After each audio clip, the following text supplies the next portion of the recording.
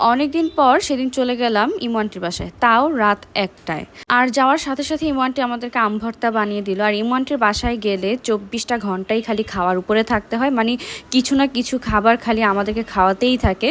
আর আমি অর্মির জন্য আজকে হচ্ছে মাথার তেল নিয়ে এসেছিলাম আর একটা হেয়ার প্যাক, কজ ওর চুল হচ্ছে সব পড়ে যাচ্ছিল, এই জন্য চুল পড়ার প্রবলেমটা হচ্ছে ইদানিং অনেক। আর এইটা হচ্ছে একটা হেয়ার প্যাক যেটা আপনি আপনার মাথায় মানে চুলের মধ্যে সপ্তাহে ২ থেকে ৩ দিন ইউজ করবেন।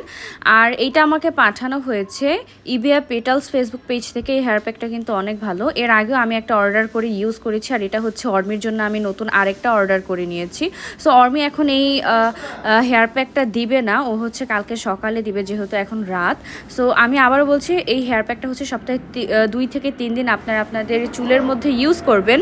আর এই হেয়ার প্যাকটা ইউজ করার ফলে কিন্তু আপনার চুলের গোড়া মজবুত হবে, নতুন চুল গজাবে, আরও অনেক উপকার পাবেন যেটা আমি পেয়েছি। আর হচ্ছে এখন এই তেলটা ইউজ করছি, তেলের মধ্যে কিন্তু অনেক কিছু দেওয়া আছে, মেথি, কালিজিরা, আরও কী কী জানি দেওয়া আছে।